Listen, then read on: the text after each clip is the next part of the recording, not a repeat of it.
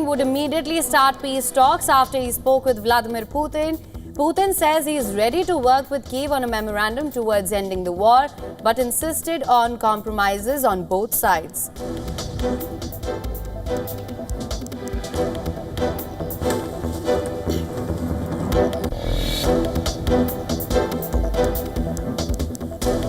US President Donald Trump signs a bill making it a federal crime to post revenge porn, whether real or AI generated. The Take It Down Act criminalizes non-consensual publication of intimate images. Okay, there we have it.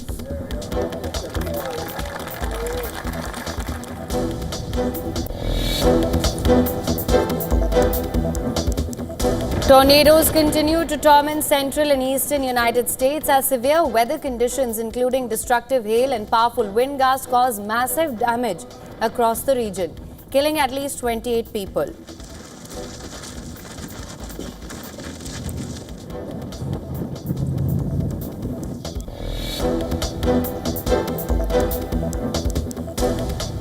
Yemen's Houthis announced they will impose a maritime blockade on Israel's Haifa port as they continue to fire missiles at Israel in response to the ongoing offensive in Gaza.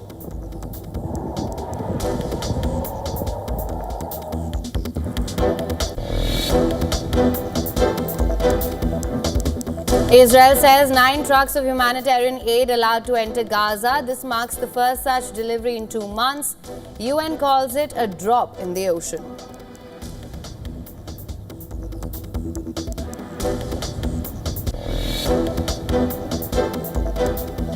The UK, France and Canada condemn Israel's handling of the humanitarian situation in Gaza. Benjamin Netanyahu says these countries are offering a huge prize to Hamas, vows to take control of all of Gaza until total victory is achieved.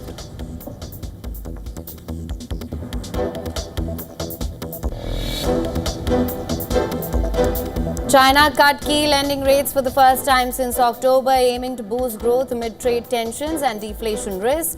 The move follows easing tariffs and fresh stimulus as Beijing targets 5% economic growth.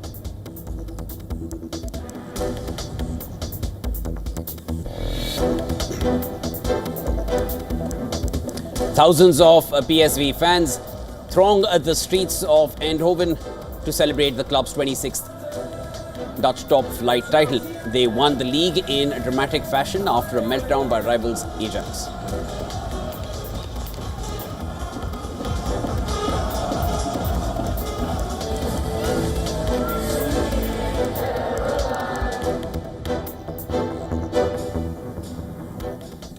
The US President Donald Trump has said that Russia and Ukraine would immediately start peace talks after he spoke with Vladimir Putin. This despite the Russian leader rebuffing his call for an unconditional truce. Trump framed the 2-hour conversation as a breakthrough. On his Truth Social network after Monday's call, he said, and I'm quoting here, "I believe it went very well. Russia and Ukraine will immediately start negotiations towards a ceasefire and, more importantly, an end to the war." Later, Trump told reporters in the Oval Office that he thinks Putin is ready for a ceasefire. Listen to this. You previously on Truth Social implored President Putin to stop. You wrote Vladimir stop, and he didn't stop, quite the contrary. I'm curious, did you bring that up on your call with him today? No, I didn't bring that up, but I did say it's time, you got to stop this thing. And I believe he wants to stop. Look, I would be, I think, very able to tell whether or not he wanted to or what. I thought there was a very good chance, like a 50-50 chance, that he would say, I want to take the whole thing. I didn't know what he was going to say. And then they have a different kind of a problem. But I believe he wants to stop. Pretty sure. Speaking to Russian media, Putin called the call with Trump very informative, very open, overall very useful. He said he was ready to work with Kyiv on a memorandum towards ending the war. We agreed with the U.S. President that Russia will suggest and is ready to work with the Ukrainian side on a memorandum on a possible future peace treaty, which defines a number of issues, such as the principles of settlement, the terms of a possible peace agreement, and so on, including a possible ceasefire for a certain period of time, if the appropriate agreements are reached. The Russian president added that both Moscow and Kiev should show maximum effort to find compromises that would suit all sides. And the Kremlin said that Putin and Trump did not discuss a timeline for a ceasefire in Ukraine. Kremlin aide Yuri Ushakov said that Trump and Putin are both in favor of meeting in person and will assign their teams to work on preparing a meeting. But no venue has been agreed. Now, Ukrainian President Vladimir Zelensky spoke to Trump both before and after the Putin call, urging the US president to toughen sanctions against Russia if it refused a ceasefire.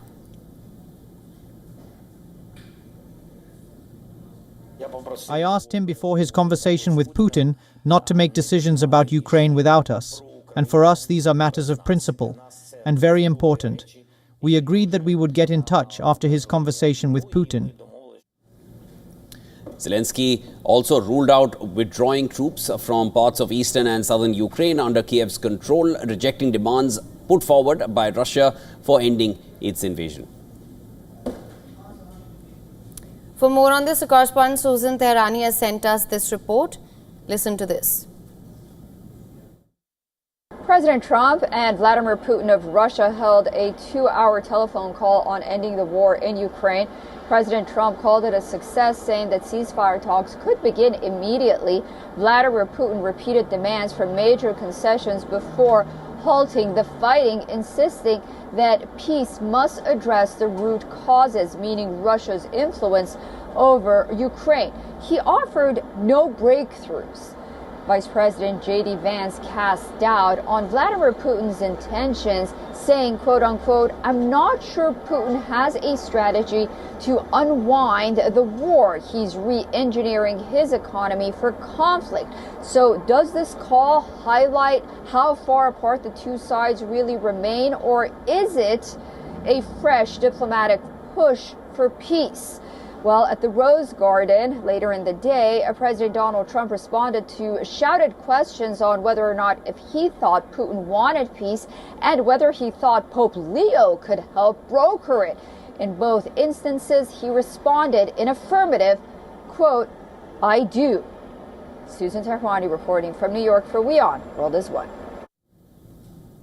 For more on this, we're now being joined live by Lieutenant Colonel Daniel L. Davis. He's a military expert and the host of Daniel Davis Deep Dive on YouTube. Thank you so much for joining us on World DNA. Always a pleasure to have you with us.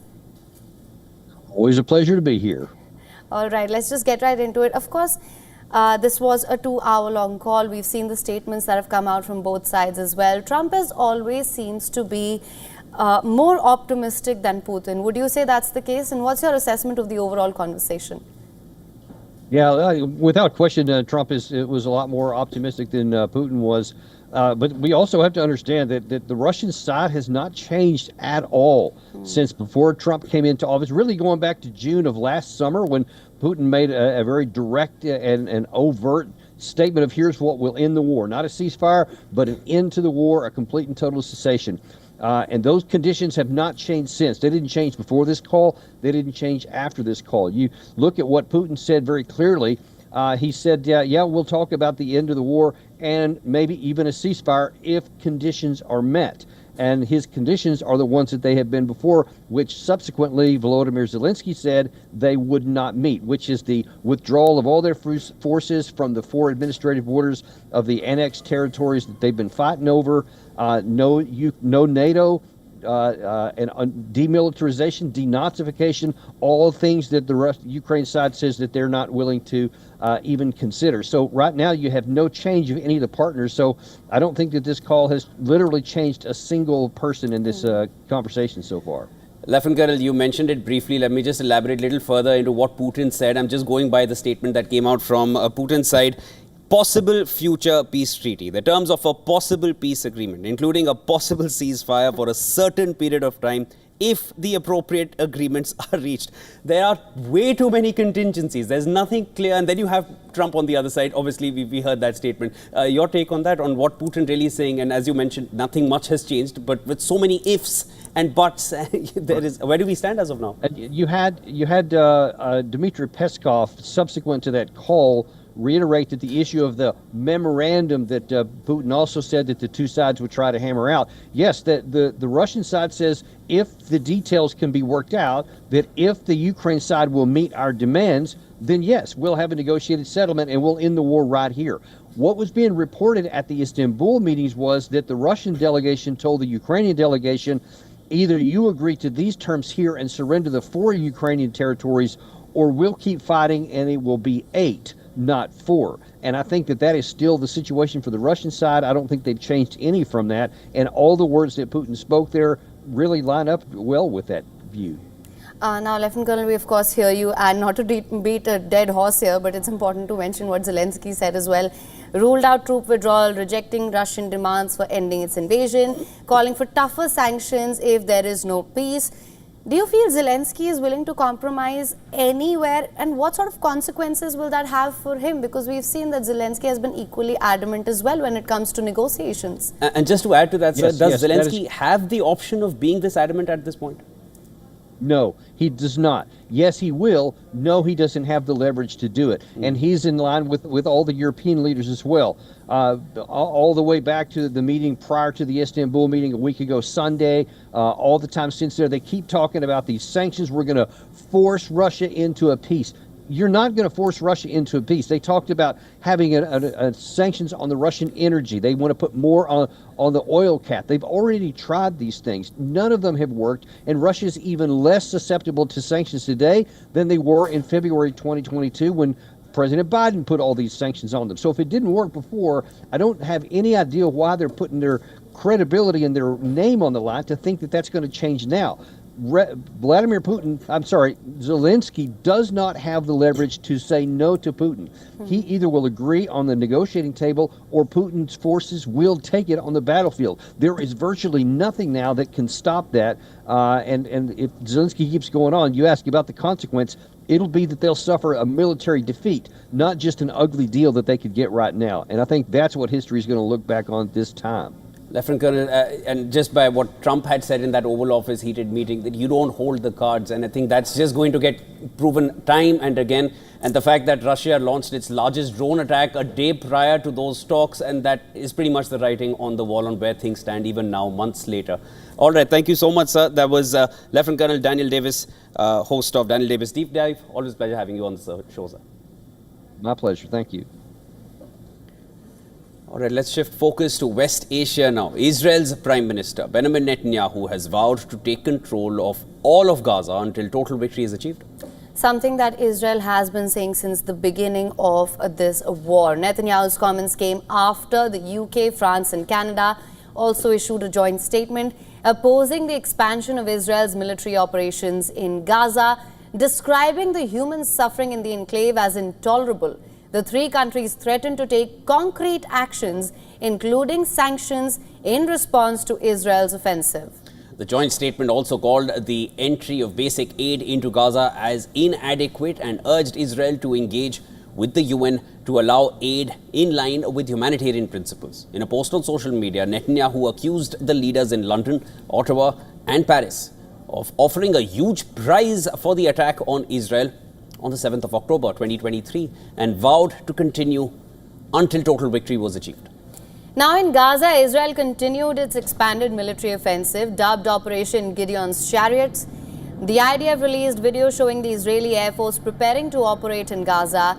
Israeli strikes have killed over 500 people in the past 8 days, with Gaza's Civil Defense Agency saying that at least 91 people were killed on Monday alone. An Israeli soldier, Yosef Yehuda Shirak, was also reportedly killed in northern Gaza.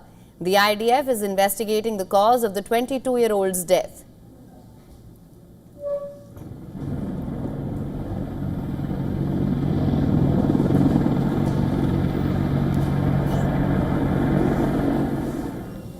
The Israeli military also issued an evacuation order for residents in Gaza's Khan Yunis. It warned residents to evacuate to the coast immediately as it prepared an unprecedented attack.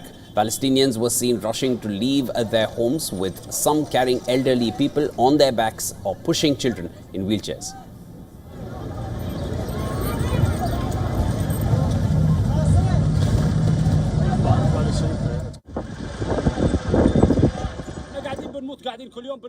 We are slowly dying every day.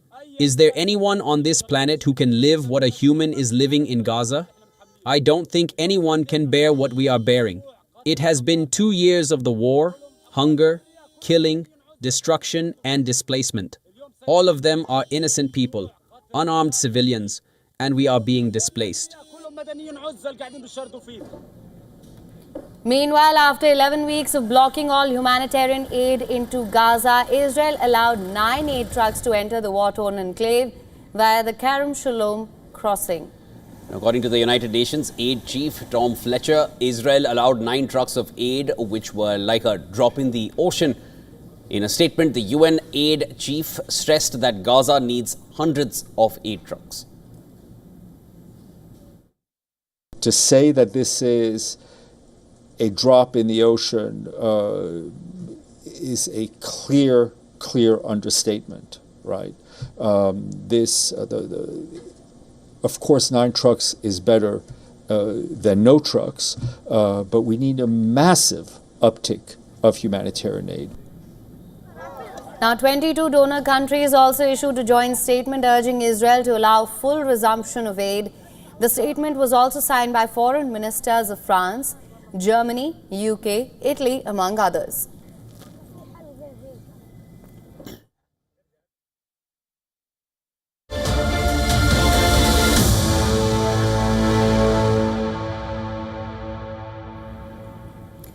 Now, India has launched a sweeping crackdown against Pakistan-linked espionage network operating across multiple states. Numerous individuals, including a businessman, a YouTuber, a student, they have been arrested for allegedly spying and aiding enemy operations. 12 individuals have now been arrested so far from the states of Uttar Pradesh, Haryana and Punjab. The arrests are made on charges ranging from spying to facilitating cross-border smuggling and aiding enemy operations. Among the most prominent arrests made was a Haryana-based travel vlogger named Jyoti Malhotra. She was arrested for allegedly leaking sensitive information. Jyoti, who runs a YouTube channel called Travel with Joe, has 3.77 lakh subscribers on YouTube. She traveled to Pakistan in March this year, and police officials claim that she developed connections with Pakistani nationals and intelligence operatives from her first visit to the country in 2023. The 2 other persons, namely Sukhpreet Singh and Karanbir Singh, have also been arrested. They've been arrested in Punjab. The development was shared by DGP Punjab Police Gaurav Yadav through his social media on the 19th of May. The arrested individuals reportedly shared classified details related to Operation Sindoor, including troop movements and key strategic locations in Punjab, Himachal Pradesh and Jammu and Kashmir with Pakistan's ISI.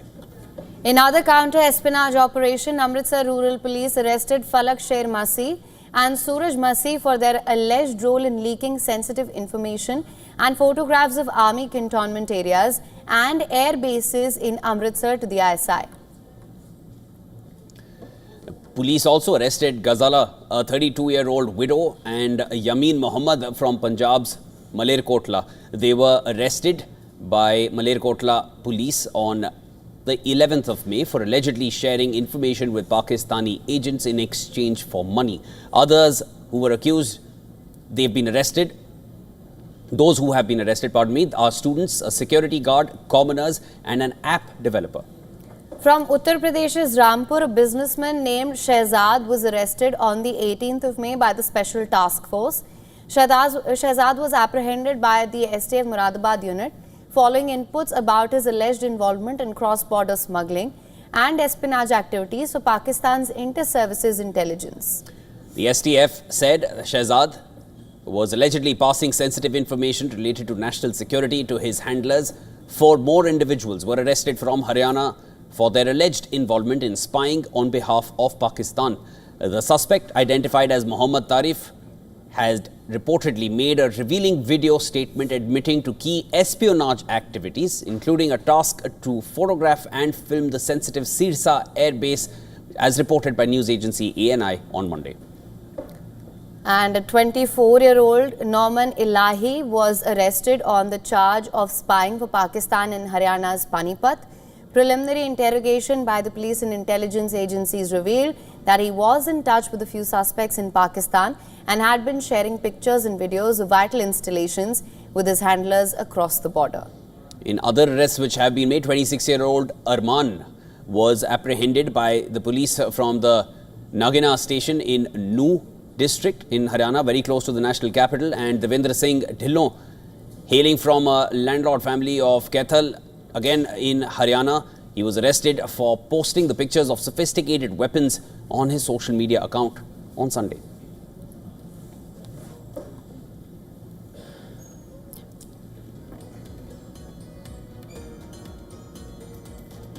The Indian armed forces delivered a befitting response to Pakistan destroying enemy posts, violating the ceasefire, even as Pakistan violated the ceasefire as Operation Sindoor was underway.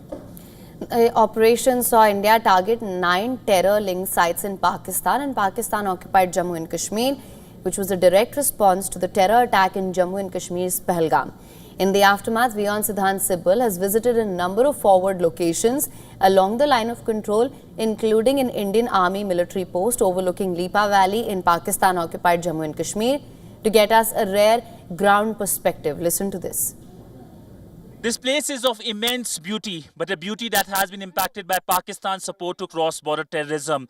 Now, I'm standing at a location which overlooks Pakistan-occupied Kashmir's Lipa Valley, and Lipa Valley is the place which had number of terror sites which were neutralized by the Indian side. Now, this forward base played an important role in thwarting the Pakistani threat and also making sure that there is no misadventure by the Pakistani side as well. There is no sign of damage here on the ground, but this post played an important role in making sure that the posts on the other side in Pakistan-occupied Kashmir were neutralized. With video journalist Neeraj Patel, Siddhant Sibal for WION at the line of control in Jammu and Kashmir, India.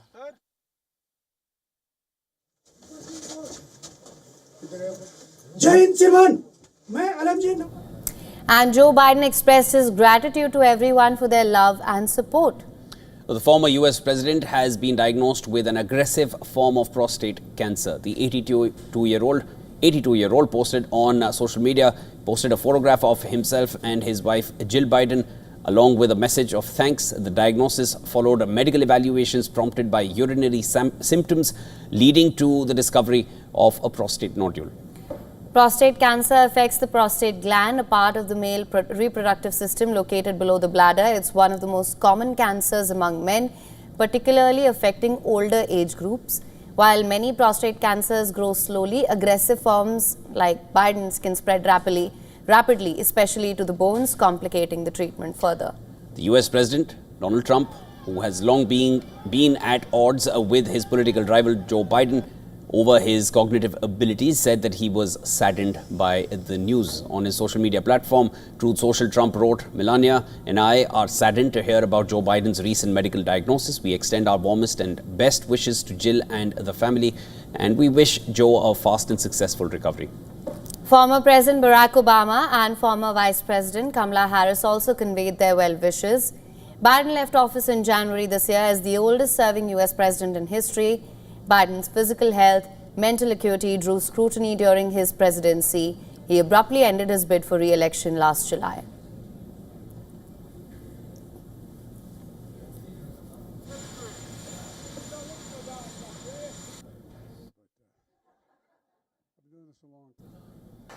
Americans, despite their political belief, have reacted with sadness to the former US president's health scare. Listen to these reactions.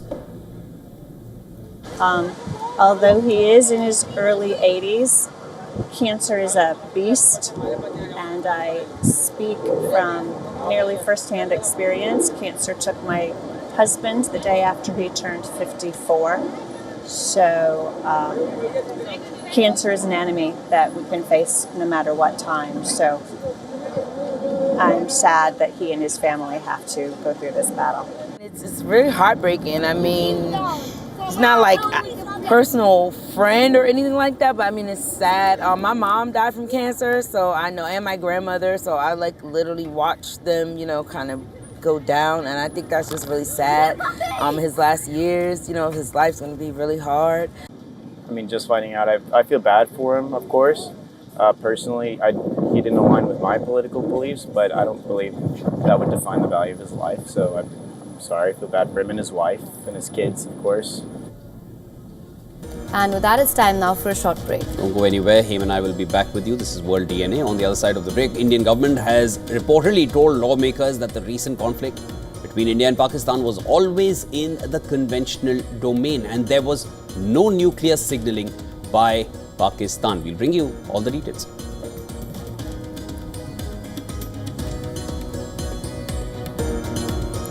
Also on the other side, former England captain Gary Lineker will leave the BBC at the end of the season. This after amplifying anti-Semitic material online. More details on the other side. Stay tuned.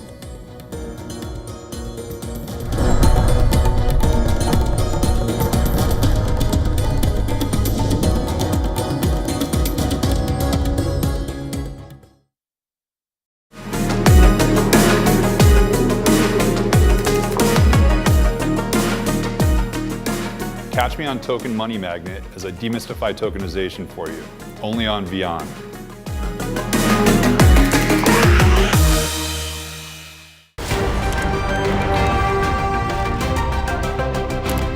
Ready to dive into your daily dose of news? Bringing you what's trending in the West and all that's setting trends in the East. And all of this served up with a side of insightful banter. We don't just bring you the latest stories. We bring you your talking points for the day. And while you do that, from the busy streets of New York, I will provide you with deeper insights on the developments through the course of the day in the U.S.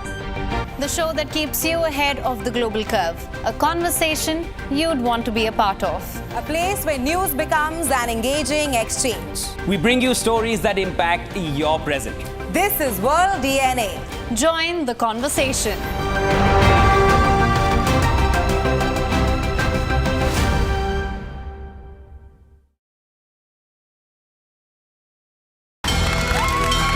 From the bustling trading floors of Wall Street to the vibrant exchanges of Asian stock markets, WION breaks it down for you to make sense of what's happening. As we reveal the key factors behind events, strategic battles, and the game-changing business decisions that shape the world. We bring you all of this and more on World Business Watch.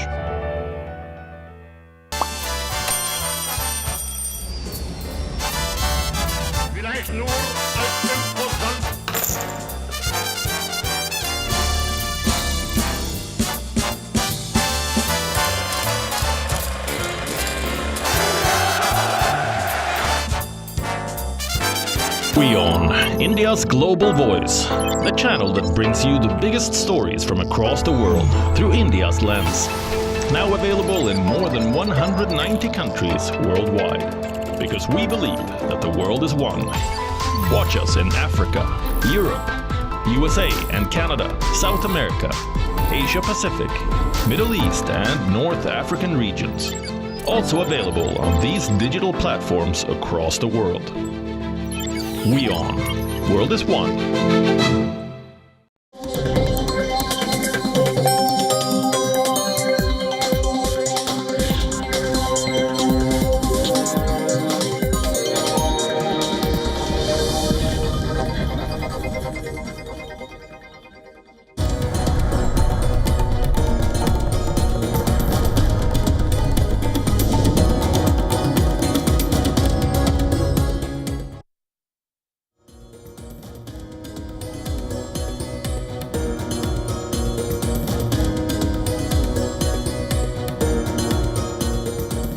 Welcome back, viewers. You're watching World DNA with Haim. I'm Shivan. Lots more to discuss. Let's start with the headlines. Military sources say at least 64 Pakistani military personnel were killed in India's retaliation to Pakistani attacks during Operation Sindoor. Strikes eliminated more than 100 terrorists across 9 camps in Pakistan and Pakistan-occupied Jammu and Kashmir.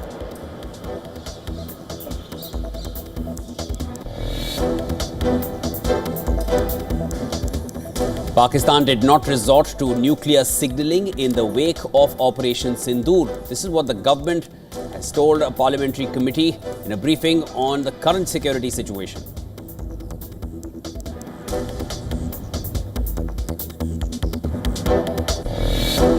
We just spent 2.5 hours talking to Vladimir Putin, and I think some progress has been made. Donald Trump says Russia and Ukraine would immediately start peace talks after he spoke with Vladimir Putin. Putin says he is ready to work with Kyiv on a memorandum towards ending the war, but insisting on compromises on both sides.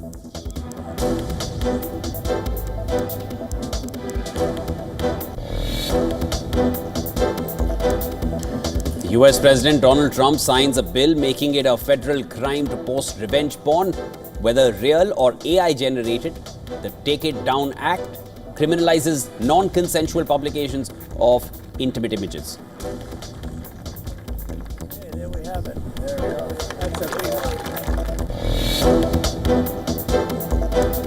one. Tornadoes continue to torment central and eastern United States as severe weather conditions, including destructive hail and powerful wind gusts, cause massive damage across the region, killing at least 28 people.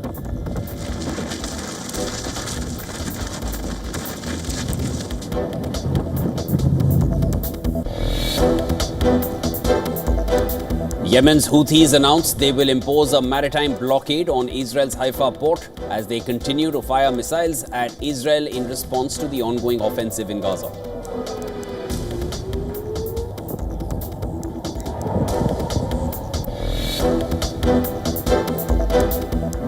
Israel says 9 trucks of humanitarian aid allowed to enter Gaza, and this marks the first such delivery in 2 months. The UN calls it a drop in the ocean.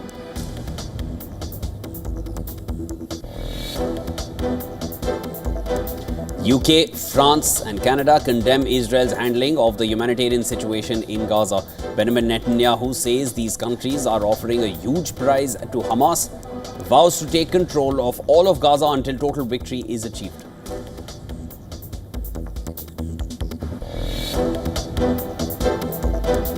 Wall Street closed higher on Monday despite a US credit downgrade from Moody's. The S&P 500 marked a 6th straight gain as Treasury yields eased after an early spike shook markets.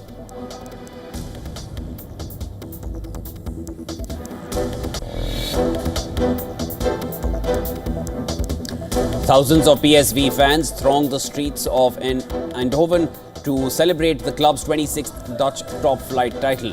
They won the league in dramatic fashion after a meltdown by rivals Ajax.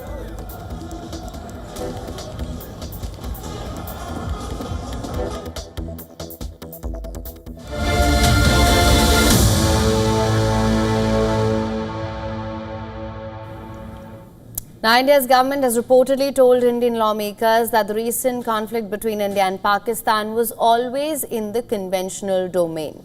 They made it clear that there was no nuclear signaling by Pakistan. Foreign Secretary Vikram Misri briefed the Parliament Standing Committee on External Affairs on Monday. The panel, headed by Congress leader Shashi Tharoor, was given a detailed account of the escalating cross-border tensions, diplomatic engagements and the regional fallout following Operation Sindoor. The Ministry of External Affairs, in its presentation, highlighted Pakistan's continued support for terrorist groups and its failure to act against them. Just last year, India witnessed at least 24 terrorist attacks linked to Pakistan-based terror organizations. Reports citing sources said that the Foreign Secretary also reiterated the government's stand that the decision to stop military actions was taken at a bilateral level after some opposition members questioned US President Donald Trump's repeated assertions about his administration's role in stopping the conflict. Now, as per the sources, the Foreign Ministry in its presentation said that no other country has any locus standi to comment on the issue of Jammu and Kashmir. Misri also told the panel that the conflict remained in the conventional domain. On questions related to Islamabad's use of Chinese-made weaponry, including the HQ-9 missile defense system, Misri reportedly told the lawmakers that it was irrelevant because what matters is India hit their air bases hard. Now, the committee also unanimously expressed solidarity with Misri in the face of unwarranted attacks he had faced online. The Foreign Secretary and his family were targeted on social media in the wake of the India and Pakistan reaching an understanding on the 10th of May to halt all military actions. Now, as per reports, the committee expressed support for his good service to the nation. It wanted to pass a formal resolution, but the Foreign Secretary requested against it. This comes days before India dispatches unprecedented all-party delegations for diplomatic outreach to 32 countries across the world. The 7 delegations will be led by senior leaders across party lines, including Shashi Tharoor, Ravi Shankar Prasad, Kanimori Supriya Sule, Sanjay Kumar Jha, Bejayant Panda and Shrikant Shinde. Ministry is also expected to brief these parliamentary delegations before their international departures. As per sources, the briefings are scheduled in 2 phases, with the first occurring on the 20th of May and the second on the 23rd of May.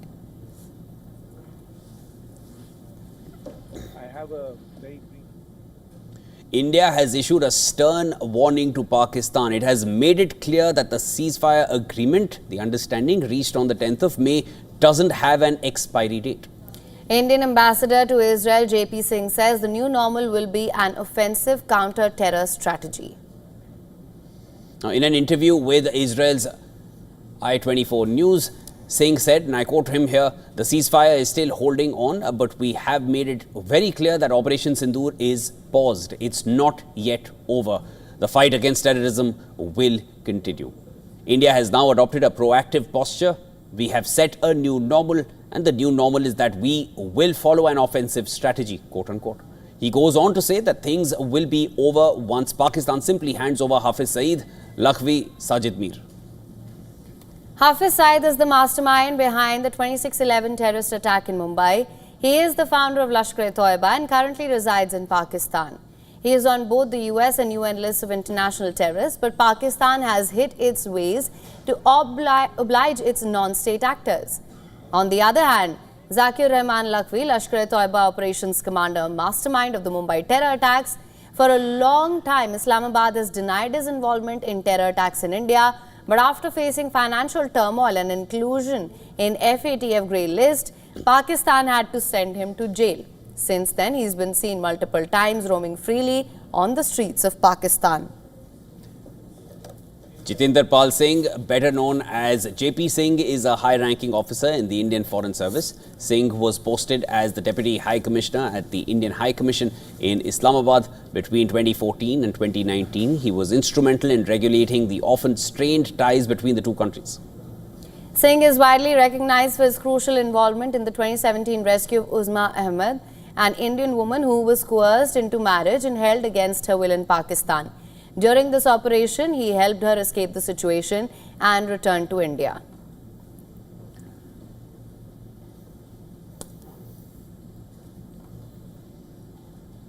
Now, Pakistan is facing a severe hunger crisis with 11 million people at risk of acute food insecurity between November 2024 and March 2025. And this is according to the Food and Agriculture Organization's latest report. The surge in food insecurity is driven by a combination of climate shocks, economic instability and persistent poverty. Malnutrition remains rampant with over 2 million children affected in the last 10 months alone. The situation is further complicated by Pakistan's ongoing economic crisis, which has eroded purchasing power and made basic food items unaffordable for many families. The crisis is especially dire in flood-affected rural districts of Balochistan, Sindh and Khyber Pakhtunkhwa, where 22% of the analyzed population is struggling to secure enough food. Of these, 1.7 million people are in emergency conditions, just one step away from famine. In a bid to stabilize its economy, Pakistan secured a $1 billion bailout from the International Monetary Fund. And this is part of a broader $7 billion program aimed at helping the country meet urgent financial needs and implement structural reforms. However, the IMF has imposed stringent conditions, including new taxes and subsidy cuts, which could further strain vulnerable households. While the bailout offers short-term relief, it does little to address the immediate food crisis or the underlying issues of governance and agriculture productivity. Despite the influx of international aid, millions remain on the brink of starvation. Without swift and targeted interventions, Pakistan's hunger crisis threatens to spiral further, putting countless lives at risk.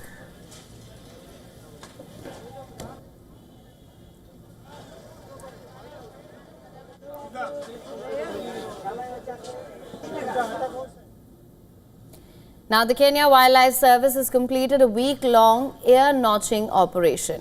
And is solely aimed at tracking and protecting the region's growing rhino population. The operation saw several wildlife experts tracking rhinos with the help of helicopters and later engraving notches using tools and medical equipment. This allows tracking and protection of individual rhinos.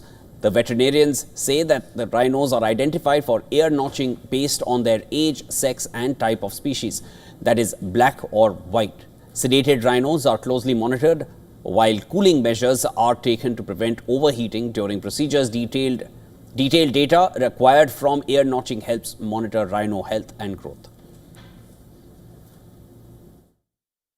We identify animals that are supposed to receive the code based on their years, their age, also sex, and also the species, if it's black or white rhino. And we develop that list carefully to ensure that the candidates we are notching are okay in terms of age. Also, we observe issues like pregnancy. If it's a pregnant female, we give it time. We cannot put it down while it's pregnant. We cannot also put young ones that are below 2 years into drugs or that thing. More such measures are being taken to save rhinos from extinction. Kenya has embarked on its biggest rhino relocation project of tracking, darting and moving off the critically endangered beasts to a new home where they can roam freely and hopefully breed. Kenya now has nearly 1,000 black rhinos, according to the Wildlife Service. It has the third biggest black rhino population in the world behind South Africa and Namibia. There are just 6,487 wild rhinos left in the world and all of them are in Africa. The Kenya Wildlife Service has expressed hope that through advanced reproductive technologies, conservationists will reintroduce the majestic northern white rhino to its natural habitat.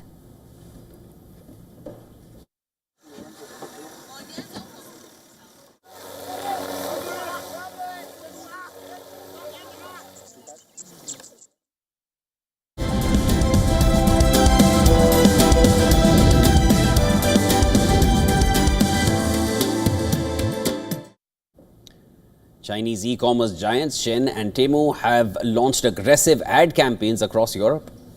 In the first 12 days of May, Shein's ad spending in Europe surged 70% year-on-year, with the UK alone seeing a 135% jump. Temu also ramped up its presence, increasing ad spending in France by 40%.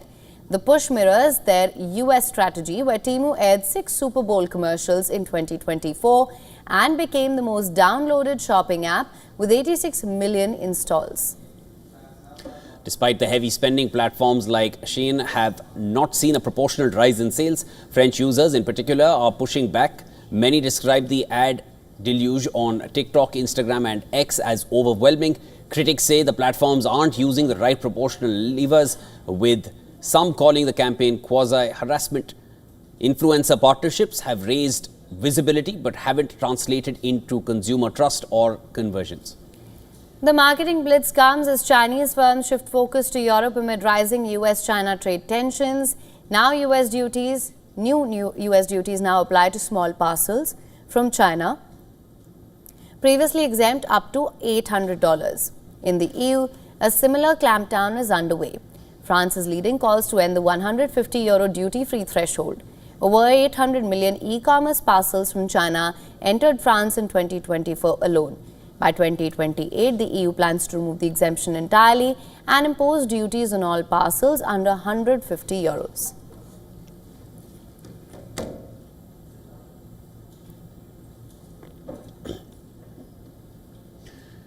And after years of powering Wall Street's gains, big tech is now lagging behind.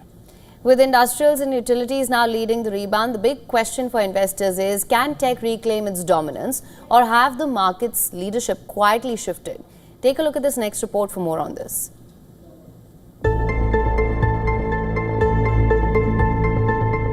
For the first time in nearly a decade, big tech is dragging instead of driving the US market. The Bloomberg Magnificent 7 Index, tracking Apple, Amazon, Alphabet, Tesla, Meta, Microsoft and Nvidia, is down 4.2% year to date, trailing the S&P 500's 1.3% gain. This comes after a blockbuster 2024 when tech and telecom stocks surged over 35%. Now, typically slower sectors like industrials and utilities are powering the rebound, raising questions about whether the tech giants can reclaim leadership in the second half of 2025. Investors are cautiously returning to equities after months of volatility tied to President Trump's trade policies. Hedge funds bought US stocks at their fastest pace since April 9th, when markets rallied on a tariff reprieve. But risks remain. Apple, down sharply after losing over $700 billion in market value, is hit hard by its China exposure. Alphabet is facing pressure from AI-driven competition. And despite a tech sector rebound of 31% since April, only Meta and Microsoft are in the green for 2025. Importantly, the S&P 500's ability to rise without tech leadership is seen as a sign of market health.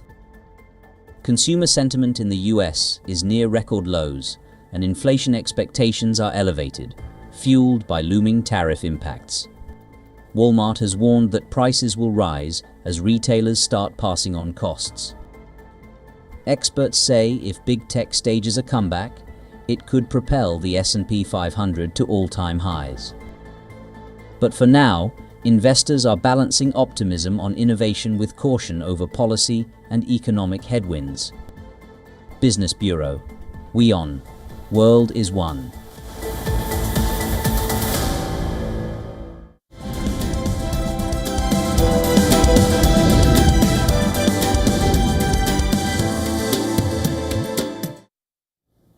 Now, former England captain Gary Lineker will leave the BBC at the end of the season.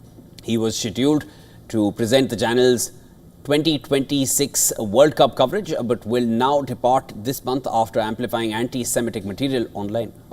Now, Lineker was to end his coverage of the highlights program, Match of the Day, at the end of the season, but was supposed to continue covering the FA Cup as well as World Cup-related content for the 2026 edition. Last week, the 64-year-old had apologized after it emerged that he had reposted for amplifying online material with anti-Semitic connotations. However, there was major anger among BBC executives over his social media post, which was the latest in several controversial opinions shared by him. The BBC has now confirmed that the 64-year-old will host his last show for the broadcaster this week. Lineker said in a statement that it was the responsible thing to do. He said, and I'm going to quote him here, "I care deeply about the game and about the work I've done with the BBC over many years. As I've said, I would never consciously repost anything anti-Semitic. It goes against everything I stand for. However, I recognize the error and upset that I caused, and I reiterate how sorry I am. Stepping back now feels like the responsible course of action," quote unquote. Now, this will bring an end to Lineker's 26-year stint with the corporation. He began presenting the main Premier League highlights show in 1999. His final match of the day show will take place on Sunday.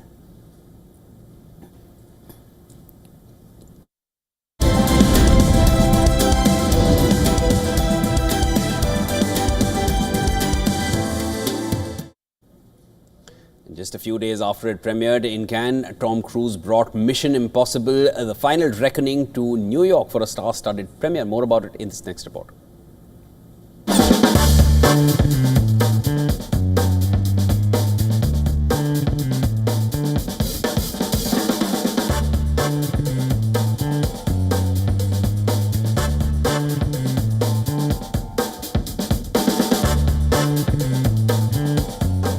You know what? Making movies is my passion, and I love it.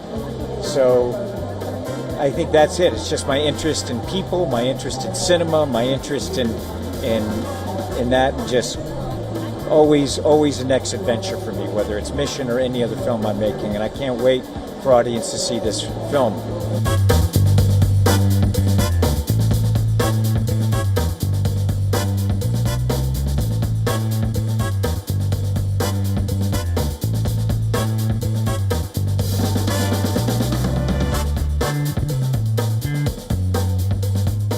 his absolute love for the industry, for the business, for the craft, for the audience. Absolute love and appreciation and gratitude for that.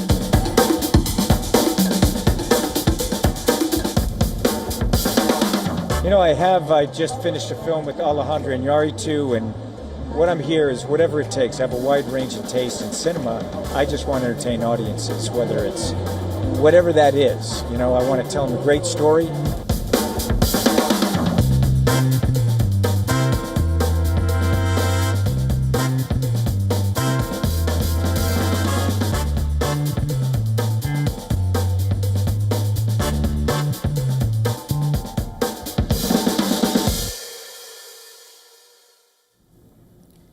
Let's now take a look at what's happening in the world of entertainment. Bollywood star Janhvi Kapoor is all set to make her debut at the Cannes Film Festival. The actor will attend the prestigious event with her team for the film Homebound, which has been selected for the Uncertain Regards section.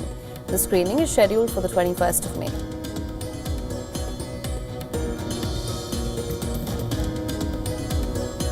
A big update for Hunger Games fans. Actor Ralph Fiennes is stepping into the shoes of President Snow in the upcoming prequel, The Hunger Games: Sunrise on the Reaping.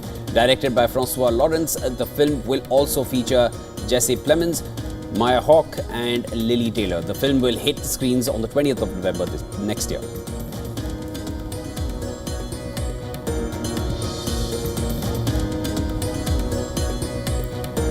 And news for TMNT fans, Paramount Pictures has delayed the release of the animated sequel, Teenage Mutant Ninja Turtles Mutant Mayhem 2. Originally expected sooner, the film will now release on the 17th of September 2027.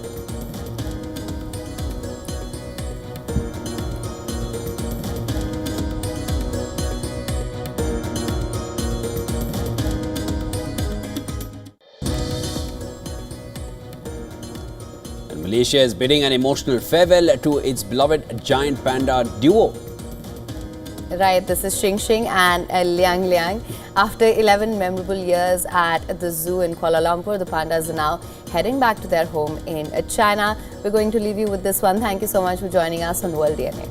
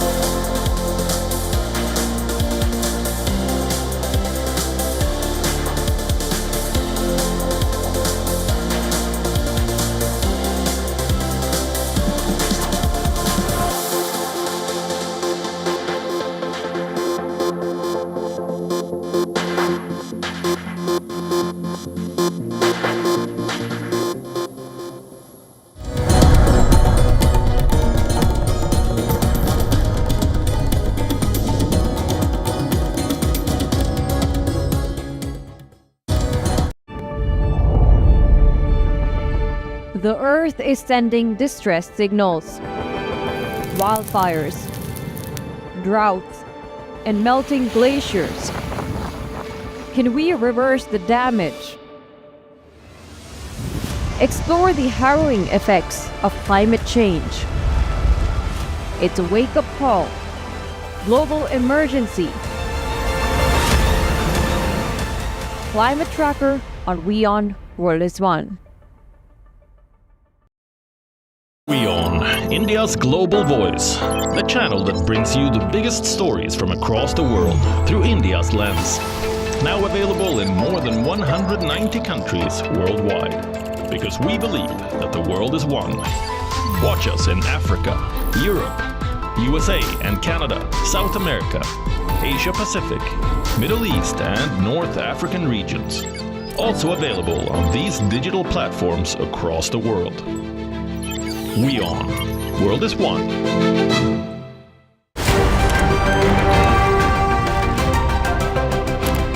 Ready to dive into your daily dose of news? Bringing you what's trending in the West and all that's setting trends in the East.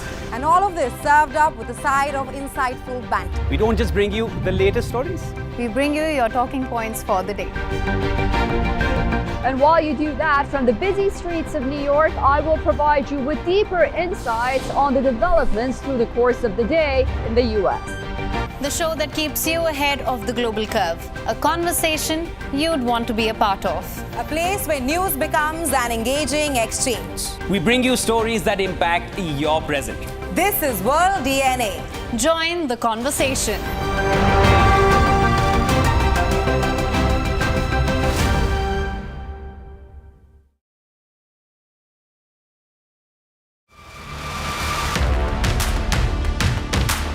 Imagine a world where owning your dream asset is just a click away, where wealth is no longer exclusive to the few.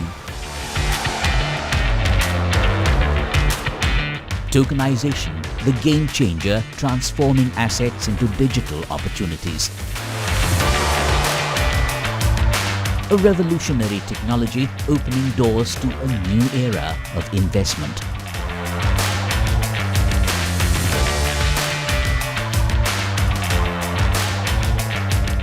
Don't miss Token Money Magnet, a bold initiative by Culp Foundation. Only on WION World is One.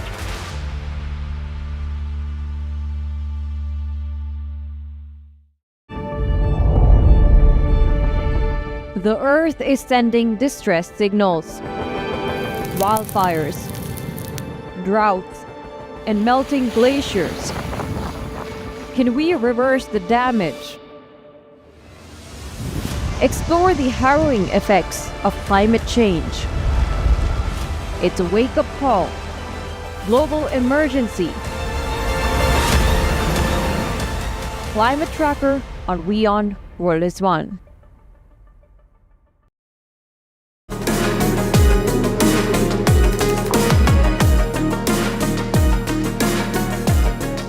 Dive into the world of tokenization with me on Token Money Magnet, only on WION.